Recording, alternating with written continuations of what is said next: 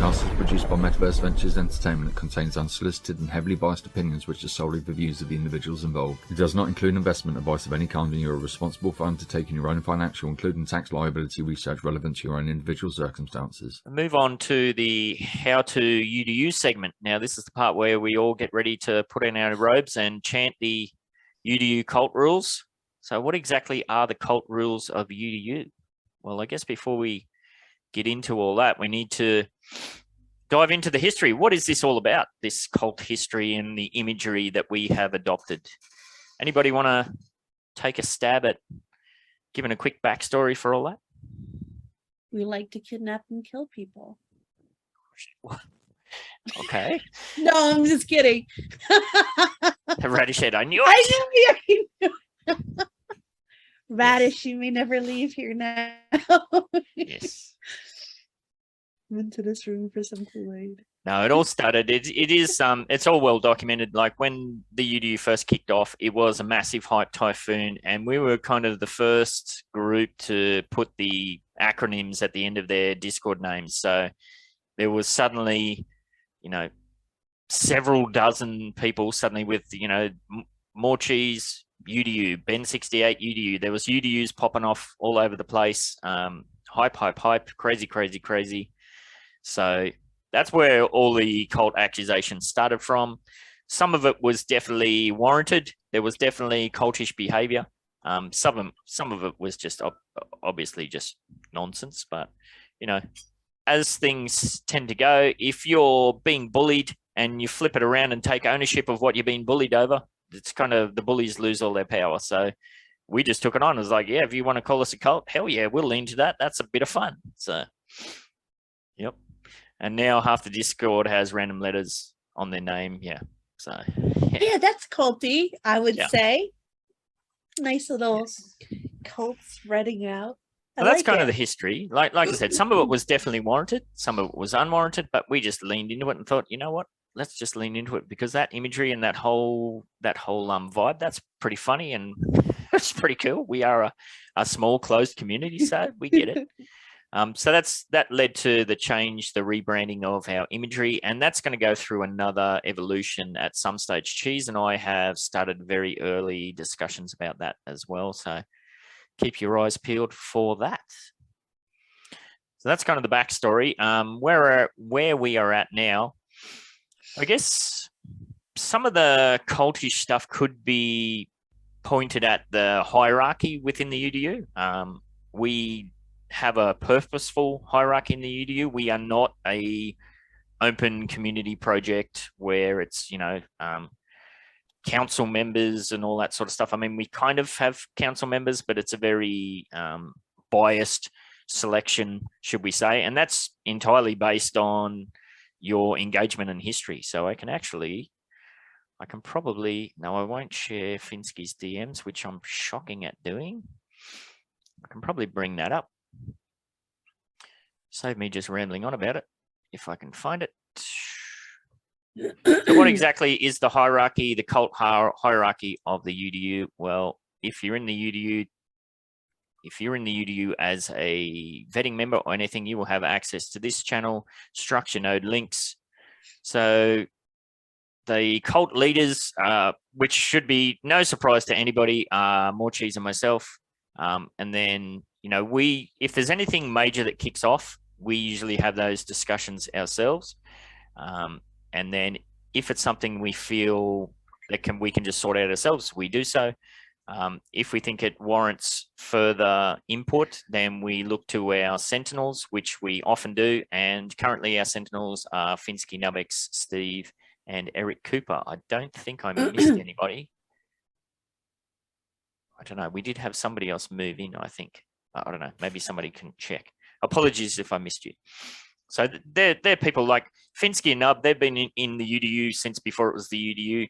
Steve is somebody who's got involved in a lot of, Steve's a bit like me. He likes to have a good whine about things. So he always comes into conversations with a kind of out of the box angle and that sort of stuff. And Eric Cooper, I mean, that guy is just absolutely everywhere. Go and pick a node project that Coop's not involved in or a community project, and I'll be surprised to see it. And Nelly, in every project that he's involved in, he is, I don't know how he does it. He's actively involved and usually holds management or administrative roles. So yeah, he's a massive benefit to the whole thing. And of course, Finsky, Nub, Steve, Coop, Cheese and myself, we're also involved in the vetting process for onboarding. So that's pretty much it. I mean, there are different levels to the UDU once you're in there too. Like if you're an acolyte, you're a UDU member who's actively engaged in the team and you're building nodes. We have our old guard.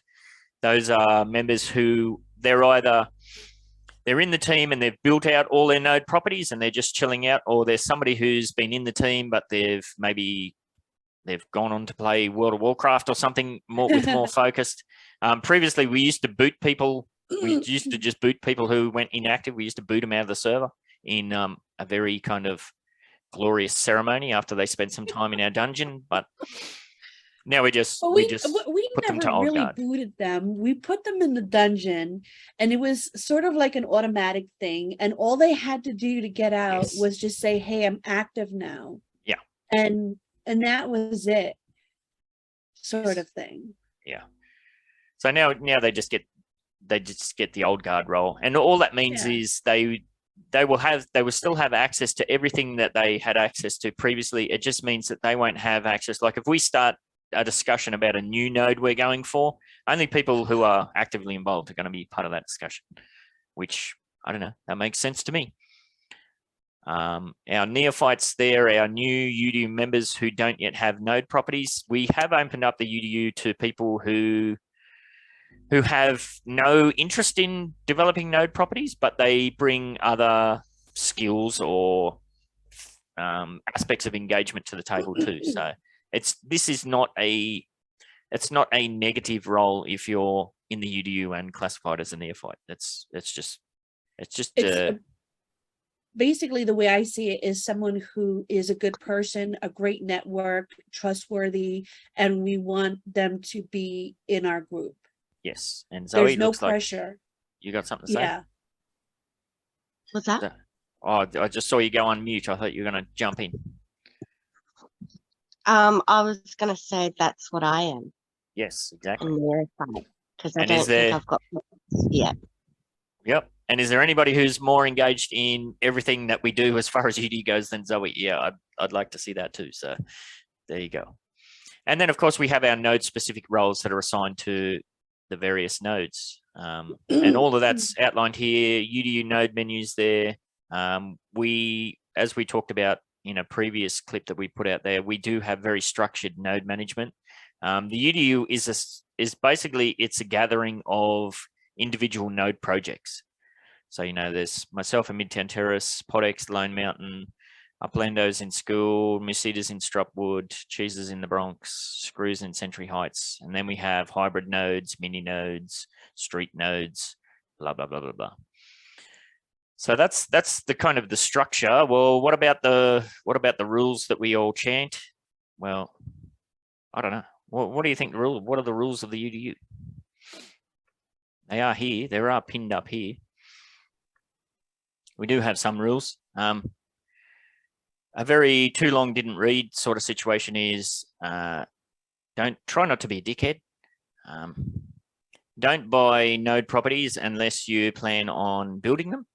I mean, I'll scroll through this slowly, so if you do want to pause and read it yourself, you can do. Be as actively involved as you can. If you have to flip out of your node properties, we'll give the team the opportunity to buy those off you first before it goes to the open market. And, if there's any drama regarding the UDU or its team members, try to bring that up internally before you go going crazy out in the wider public. I mean, that's all pretty standard stuff as far as I'm aware. And, be aware of the terms of service. Don't break the terms of service. And that sort of stuff. Cheese, did you want to chime in? UDU Cult rules? Anything in particular? Now, Finsky did link to basically what I just ran through. So, yeah. I mean, there's the impression out there that we're very strict or whatever, but we're crazy open and No, like we encourage everybody to do whatever they want, get involved when they want. I need to go into the dungeon to stop from interrupting you. Yes, Cheese, I surely do. Yes. So the rules are there.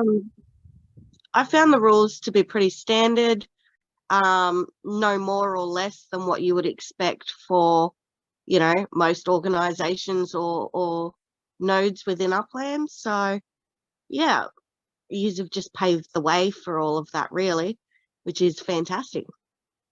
Yeah, I mean, we're pretty chill. We've been through enough drama where that takes a lot to raise the eyebrows these days.